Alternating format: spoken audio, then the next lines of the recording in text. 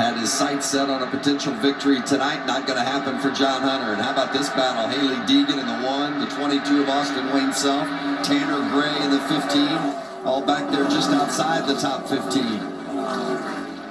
Give a shout out to Lawless Allen. He's a part of this battle too. Good run inside the top 20. There comes Chandler. Getting around Eckes for 4th as you see our Blue Emu race summary. Corey Heim won stage 1, Zane Smith won stage 2. Chandler Smith would do anything for a caution right now because he's a fast truck. That restart really hurt him, but he's been able to rally and just clears Eckes. Got Grant Enfinger in his sights. That's crazy. Like that whole restart just was like this whole different sequence of events, and everybody got strung out now. And still, Zane Smith is showing the way. He's going to bring it on here. We're looking at 2 to go. Smith by a second over Majeski. Now we talked about whether you pit or whether you're not. Matt DiBenedetto has been outside the top 15 most all day. He's up in the top 10 now with those scuffed tires he put on. So that's a good call for that team.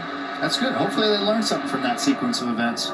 We need more out of DiBenedetto. Here's a good look at Matty D. They had a brake issue in practice around qualifying and had to start at the rear of the field. And he said if we could just have a good, clean race, I think we could make something happen. And able to do that. Final lap for Zane Smith on his way to a 3rd win this season. And the absolutely. And the only driver with multiple wins this season, and he is doing it with an exclamation point tonight. And tip the cap to Ty Majeski. He's going to have a career best finish if he brings it home in that 2nd position. But tonight it belongs to Zane Smith, the winner at Kansas. Solid run, yes. Execution. Exactly. My job. Stay happy. Look at those smiles. You gotta love those days, right, Mikey? I mean, when it's easy like that in a certain way, just don't take it for granted. You gotta put the effort forth. You got to go back to the shop and understand what all took place to make it happen and to continue to build to get better. And Chris Lawson, the crew chief for Zane Smith, told me last week at Darlington, he said, if we can get out of here with a top 10, I'm going to be really happy. He said, because we're loaded for bear next week.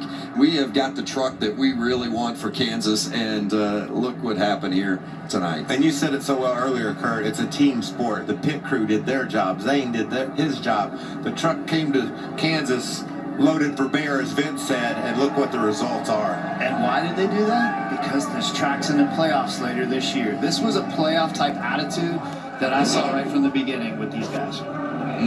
Super impressive tonight. Zane Smith led 108 of the 134 laps. That's a whooping. He brought out the can tonight. And early in this race, Corey Heim drove up there and drove around him. I was thinking, Zane's like, what is going on here? I don't understand how he could be that much better, but got the track position, got the lead, and just was dominant throughout the second half of the race. Well, unfortunate for Corey Heim. The box score, you're going to look at it maybe later tonight or in the morning and see Heim in 33rd place, 10 laps off the pace, but not indicative of the speed that he had in that 51 truck tonight. Definitely had the speed, definitely had the right lanes and the way that he was racing through some of the traffic. Just, again, like those mechanical gremlins are always tough, but there's your winner. Josh Sims is down there with the winner, Zane Smith, the 22-year-old from California, celebrating again tonight. Zane Smith with a career high in laps led en route to your series-leading 3rd win of the season. What was the key for you in this dominant victory?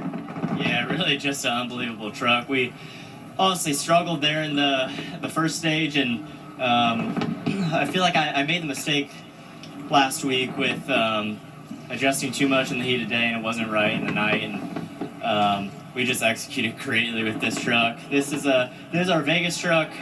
I feel like this would have been an image of Vegas, what we've seen tonight, if I didn't get damaged early in the race there. But what a track record of Speedco and Love's, just so dang cool. That was one of my easier ones I've ever had to win, but that late race restart scared me a little bit.